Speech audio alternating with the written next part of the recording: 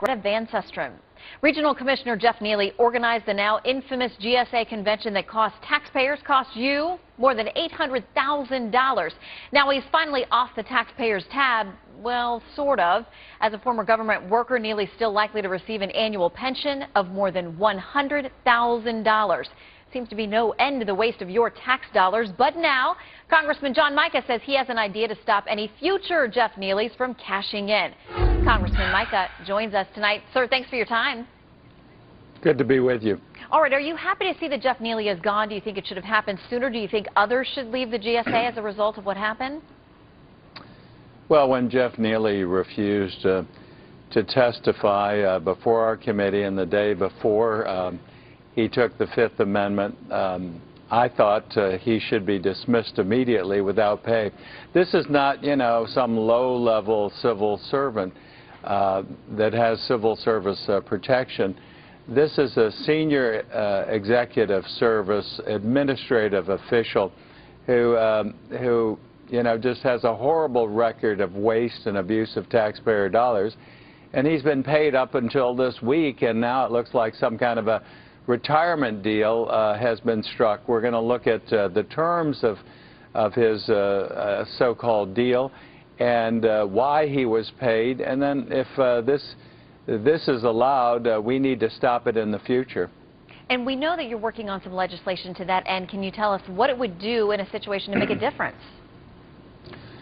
Well, first of all, again, if a senior executive service, high-level administration official comes before Congress and refuses to testify, takes the Fifth, and then refuses to cooperate, they take an oath. These are, again, high-level officials.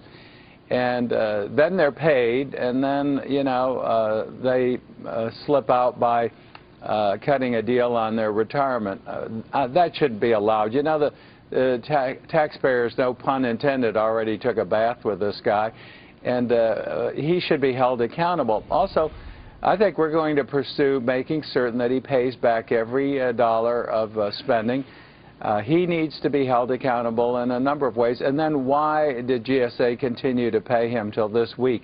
I asked for immediate suspension of his pay. It's like another vacation for this guy, and he went on 17 of them at taxpayers' expense. I want to ask you about a bigger problem, because I know it's something that you all have been working on Capitol Hill. The fact that a number of federal agencies do not have permanent inspector generals right now. There are some where there are acting inspector generals, but in a lot of cases, the person who would be watching over these agencies, that position is empty. For some of them, it has been years, including the State Department. Well, it's made it very difficult.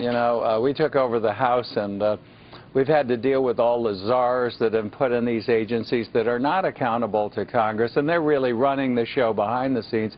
Now, the little game that's being played, and we just held a hearing on this, is they're not appointing the inspector generals. Well, I can only do so much with my investigative staff. We rely on inspector generals to do the real digging of the dirt. Remember, this is how we got Jeff Neely, but it was on the second time a whistleblower came forward. And the White House swept under the rug back last year in June when they learned of his first misdeeds. Even when you have an inspector general in place, it's difficult. Imagine them stonewalling us with the appointment of putting more of these officials in place that are our safeguard. Do you think there will be bipartisan cooperation on the legislation that you're proposing? I mean, folks say this isn't a party problem. This is something that affects every single American who pays tax dollars. This isn't a Republican or Democrat issue, and heaven knows during some of the Republican administration, we've had people who've abused public trust. But we need to put safeguards in place to protect the public interest. Again, this is a very high-level placed official. We can't have this happen. They've got to be gone immediately, and then we also need to look at recouping the losses. When people run off with taxpayers' money, they need to be held accountable. And finally, on retirement, now the guy's going to get, I heard, far in excess of $100,000 a year, probably collect millions in retirement. And we don't know what kind of a deal GSA concocted to get the guy out this past week. that we've got to make certain the protection is with the taxpayer and not these people running off with the public treasury. Well, that sounds like something that both sides of the aisle can support. Congressman John Mica, Absolutely. thank you for your time tonight, sir. Thank you. Good to be with you.